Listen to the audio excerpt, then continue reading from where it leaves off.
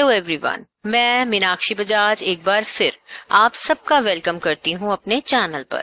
मुझे उम्मीद है कि आप एक रेगुलर व्यूअर हैं जो कि सारे लेक्चर्स को गौर से सुनते हैं। आज जो टॉपिक मैं आपके साथ डिस्कस करने वाली हूं वह है वैल्यू चेन एनालिसिस, जिसमें हम जानेंगे मीनिंग और साथ में जो वैल्यू चेन एनालिसिस का मॉडल है उसे हम लैक्मे की केस स्टडी के साथ अच्छे से समझ लेंगे। तो आइए स्टार्ट करते हैं आज के वीडियो लेक्चर को। वैल्यू चेन एनालिसिस को देने वाले ऑथर का नाम था professor Michael Potter. Michael Potter ने ये बताया था कि किस प्रकार से एक फ्रेमवर्क तैयार किया जा सकता है जिसके अंदर बिजनेस के जितने भी आंतरिक प्रोसेसेस हैं उन्हें छोटे छोटे हिस्सों में बांटा जा सकता है और ये देखा जाता है कि कौन सी ऐसी गतिविधियां हैं जो कस्टमर के लिए वैल्यूएबल हैं। तो इस टेक्निक के अंदर ये जाना गया है कि फर्म जो है उसके अंदर कितनी गतिविधियां होती हैं, कौन कौन सी एक्टिविटीज की जाती हैं और इन एक्टिविटीज को स्प्लिट मतलब हिस्सों में कर दिया गया है और दो कैटेगरीज में बांट दिया गया है। ये वो कैटेगरीज हैं जो मिलके वैल्यू क्रिएट करती हैं जिसका नतीजा होता है मार्जिन मतलब प्रॉफिट। दो प्रकार की एक्टिविटीज की इसमें बात की गई है, प्राइमरी एक्टिविटीज और सपोर्ट एक्टिविटीज। तो चलिए देखते हैं कि किस प्रकार से ये जो एक्टिविटीज हैं ये फर्म के लिए बहुत ज्यादा वैल्यू देती हैं और फाइनल प्रोडक्ट को कस्टमर की आंखों में मूल्यवान बना देती हैं। तो ये है मॉडल जिसे हमने आज की प्रेजेंटेशन में समझना है। आपको इस मॉडल को लर्न करना पड़ेगा और पेपर में इसको ड्रॉ भी करना पड़ेगा। तो पहली एक्टिविटीज जिनकी बात की गई है वह है इस मॉडल के अंदर प्राइमरी एक्टिविटीज। अब प्राइमरी का मतलब होता है प्राथमिक एक्टिविटीज जो कि कंपनी के लिए बहुत ही जरूरी है। ये वो एक्टिविटीज हैं जो क्रिएट और डिलीवर करती हैं प्रोडक्ट या सर्विस को जो भी कंपनी बना रही है, इसके साथ ये डायरेक्टली इन्वॉल्व होती हैं। तो हम जानेंगे कि लैक्मे के अंदर कौन कौन सी मेन प्राइमरी एक्टिविटीज होती हैं मीनिंग जानने के बाद। माइकल पॉटर ने 5 प्राइमरी एक्टिविटीज की बात की है।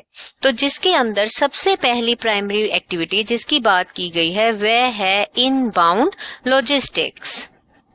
लॉजिस्टिक्स का मतलब होता है सप्लाई चेन, जहां से हमारा माल आएगा। ये इनबाउंड है, इसका मतलब रिसीव करना है सारा माल। तो जितना भी रॉ मटेरियल जिसे प्रोडक्शन में काम आना है वह किस प्रकार से फैक्ट्री के अंदर आएगा। उसके बाद जो दूसरी प्राइमरी एक्टिविटी है वह है ऑपरेशंस। ऑपरेशंस का मतलब है कि कौन कौन से प्रोसेस किए जाएंगे जिसकी मदद से इनपुट को आउटपुट में ट्रांसफॉर्म कर दिया जाएगा।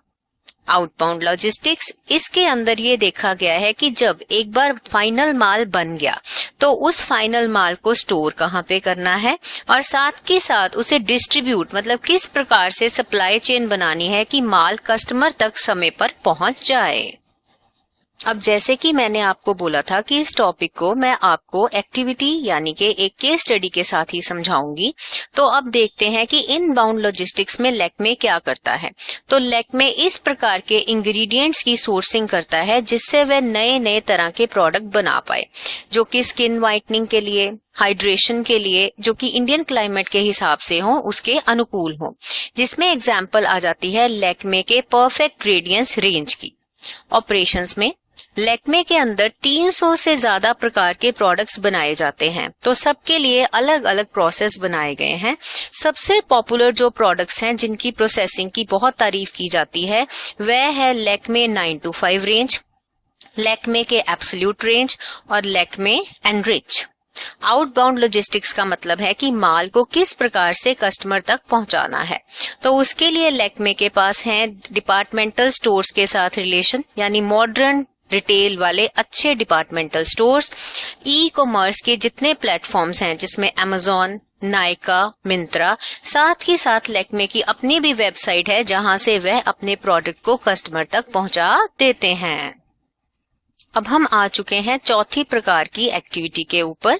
तो जो चौथी प्राइमरी एक्टिविटी पॉटर ने बताई वह है मार्केटिंग एंड सेल, जिसका मतलब किस प्रकार से कस्टमर को हमने समय समय पर इन्फॉर्म मतलब सूचना देनी है और उसे परसुएड, उसे अपने मन के अनुसार ये उसे फील करवाना है कि हाँ I should by this product, उसे मोटिवेट करने हैं और अगली आ जाती है सर्विस। सर्विस का मतलब है कि किस प्रकार से अच्छी सी सुविधाएं हमने अपने कस्टमर को देनी है, जिससे कस्टमर की नजरों में प्रोडक्ट की जो वैल्यू है वह खरीदने के बाद बरकरार रहे, या यूं कहूं और बढ़ती जाए। तो प्रोडक्ट की मार्केटिंग करने के लिए लैक्मे ने कई प्रकार के प्रमोशनल कैंपेन समय समय पर किए हैं। जो आजकल कैंपेन बहुत फेमस है वो है अनअपोलोजेटिकली मी, जिसमें अनन्या पांडे को मॉडल लिया गया है और सारे प्रोडक्ट्स की ज्यादातर मार्केटिंग टीवी पे और इंटरनेट पे की जा रही है। सर्विस की बात करें तो लैक्मे के अपने सैलून्स हैं, जिसका नाम है लैक्मे सैलून। वहां पर स्टैंडर्डाइज सर्विस जो है, मतलब अच्छे तौर तरीके से और बहुत ही प्रोफेशनल वे के साथ सर्विसेज कस्टमर को दी जाती हैं। अब आप गौर कीजिए कि किस प्रकार से हमने लैक्मे की केस स्टडी की मदद से जो प्राइमरी ये वाली 5 एक्टिविटीज हैं इसका मीनिंग भी जाना और इसकी एग्जांपल्स भी तैयार हमने कर ली। अब हम डिस्कस करते हैं कि कौन कौन सी सपोर्ट एक्टिविटीज इसके अंदर की जाती हैं। जैसे कि मैंने आपको बताया कि माइकल पॉटर ने ये बोला था कि 2 प्रकार की एक्टिविटीज होती हैं। प्राइमरी हमने कर ली, तो दूसरी है सपोर्ट यानी कि सहायक गतिविधियां। ये वह एक्टिविटीज हैं जो कि इंफ्रास्ट्रक्चर प्रोवाइड करेंगी और जब भी सहायता की जरूरत होगी ये वह सहायता प्रोवाइड करेंगी प्राइमरी एक्टिविटीज को। इस मॉडल में है 4 प्रकार की सहायक गतिविधियों का मेंशन। तो पहली जो सपोर्ट एक्टिविटी है वह है प्रोक्यूरमेंट, जिसका मतलब होता है खरीदना। तो इसके अंदर माइकल पॉटर ने बोला कि जब कंपनी के अंदर ये देखना है कि कौन कौन से प्रोसेस फॉलो किए जाते हैं रॉ मटेरियल को खरीदने में और कौन कौन से रिसोर्सेज रिक्वायर्ड होते हैं जिससे प्रोडक्शन प्रोसेस स्मूथली चल पाए। दूसरी सहायक एक्टिविटी है यहाँ पर टेक्नोलॉजिकल डेवलपमेंट या टेक्नोलॉजी डेवलपमेंट। किस स्तर तक टेक्नोलॉजी का यूज जो है वो कंपनी के अंदर किया जाता है, क्या नई नई रिसर्च की जाती है, नए प्रकार के प्रोडक्ट्स लॉन्च किए जाते हैं और साथ में ये भी देखना कि कंपनी अपने प्रोसेस को समय समय पर किस हिसाब से इम्प्रूव मतलब बेहतर बनाने के लिए कार्य करती रहती है। तो जब हम बात करते हैं लैक्मे की कि लैक्मे किस प्रकार से प्रोक्यूरमेंट यानी अपनी खरीदारी का काम करती है रॉ मटेरियल का, तो उसने कर रखी हैं स्ट्रेटेजिक पार्टनरशिप्स, जिसका मतलब होता है लॉन्ग टर्म एग्रीमेंट्स जो कि दोनों पार्टीज के लिए बेनिफिशियल हों।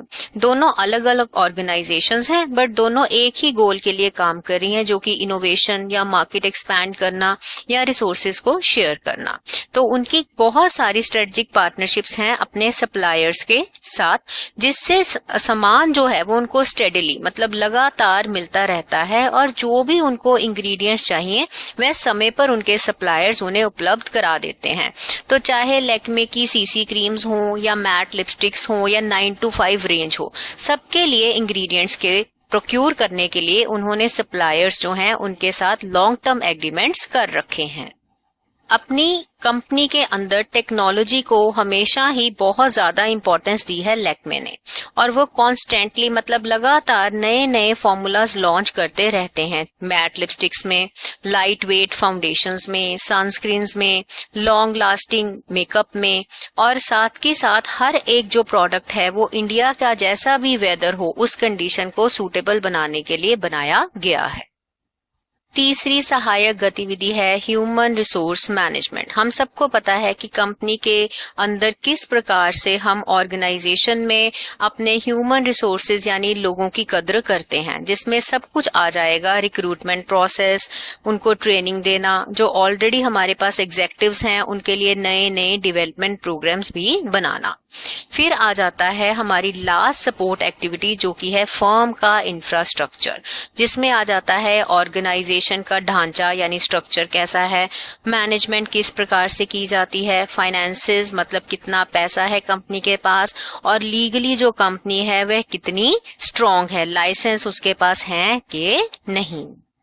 जैसे कि वैल्यू चेन एनालिसिस में ज्यादा गौर हमने ये करना है कि एचआरएम जो है वह कस्टमर के लिए वैल्यू किस प्रकार से बढ़ा सकता है, तो उसी एंगल से मैंने एग्जाम्पल में पॉइंट्स लिए हैं।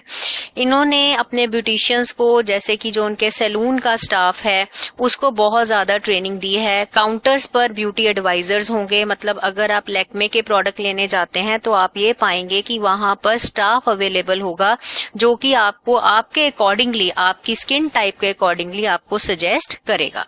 इंफ्रास्ट्रक्चर बहुत स्ट्रांग है क्योंकि लैक्मे हिंदुस्तान यूनिलीवर लिमिटेड का प्रोडक्ट है, तो फाइनेंशियली ये बहुत ही एक स्ट्रांग कंपनी है।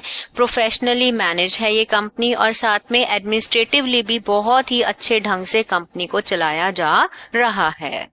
तो केस स्टडी की मदद से हमें ये समझ आ गया है कि जब भी एक कंपनी वैल्यू चेन एनालिसिस को अपनी ऑर्गेनाइजेशन में इम्प्लीमेंट करना चाहती है तो सबसे पहले उसने आइडेंटिफाई, पता लगाना होता है कि कौन कौन सी मुख्य एक्टिविटीज हैं, और जब एक्टिविटीज पता लग गया तो कौन सी एक्टिविटी कितनी वैल्यू कस्टमर के लिए ऐड कर सकती है और वैल्यू ऐड करने का खर्चा कितना आएगा।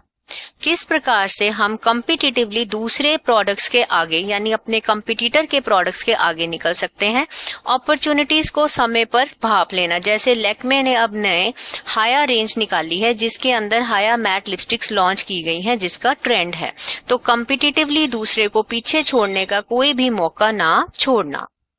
तो दो प्रकार की एडवांटेज पाई जा सकती है, या तो कॉस्ट दूसरों के मुकाबले सस्ती, या डिफरेंशिएशन दूसरों के मुकाबले बिल्कुल ही यूनिक यानी अलग। चलिए अब इनको भी समझ लेते हैं। तो कॉस्ट एडवांटेज करने के लिए पहला प्रोसेस तो सेम है। फर्म जो है वह अपनी एक्टिविटीज को दो हिस्सों में ही बांटेगी, जैसे कि हमने समझा है प्राइमरी एक्टिविटीज और सपोर्ट एक्टिविटीज। दोनों एक्टिविटीज के अंदर क्या चीजें इंपॉर्टेंट हैं उसका गौर करेगी, यानी total cost of the product निकालेगी और ये जानेगी कि कौन कौन से कॉस्ट ड्राइवर्स हैं, कौन कौन सी वजह हैं जिसकी वजह से एक एक्टिविटी की जो कॉस्ट है वह बढ़ती जाती है। फिर ये जाना जाएगा कि एक एक्टिविटी दूसरी एक्टिविटी से किस प्रकार से जुड़ी हुई है और अपॉर्चुनिटीज ढूंढी जाएंगी कि किस प्रकार से कंपनी टेक्नोलॉजी या और चीजों को यूज करते हुए एक्टिविटी की कॉस्ट को कम कर सकती है। डिफरेंशिएशन के अंदर भी कंपनी ने अपनी सोच को बिल्कुल यूनिक बनाना है। पहले तो ये जानना है कि कस्टमर किस चीज को वैल्यू करता है। डिफरेंशिएशन की स्ट्रेटजीज लगाना, जैसे कि हमने केस स्टडी में देखा, कंपनी नए नए प्रकार के प्रोडक्ट समय समय पर निकालती है और ये देखना कि सूटेबल डिफरेंशिएशन हम कैसे कर सकते हैं, यूनिक बनने के लिए कब कौन सा प्रोडक्ट लॉन्च करना है। वैल्यू चेन की दो ही अप्रोचेस हैं, एक तो जो मैंने आपको मॉडल करा दिया जिसे कि माइकल पॉटर ने दिया था वैल्यू चेन मॉडल। दूसरा जो एक और इसके अंदर सोच है वह है रिसोर्स बेस्ड, जब हम कंपनी के रिसोर्सेज के ऊपर गौर करते हैं। रिसोर्सेज का मतलब होता है संसाधन, तो कंपनी के पास कौन कौन से रिसोर्सेज हो सकते हैं। तो कॉम्पिटिटिव एडवांटेज मतलब दूसरे को पीछे छोड़ने के लिए कंपनी के पास या तो बहुत ही ज्यादा रिसोर्सेज हो सकते हैं, जैसे लैक्मे एक पुरानी कंपनी है, फिर उस HUL की मलकियत के अंदर आती है तो बहुत रिसोर्सेज हैं। कैपेबिलिटी मतलब काबिलियत क्या है। कोर कॉम्पिटेंसी आपकी सबसे खास चीज कौन सी है जो दूसरे के पास नहीं है। और स्ट्रेटेजिक एडवांटेज, आप दूसरे को किस प्रकार से पीछे छोड़ सकते हैं, क्या आपके पास ऐसा है जो दूसरा नहीं ला सकता अपने प्रोडक्ट के अंदर।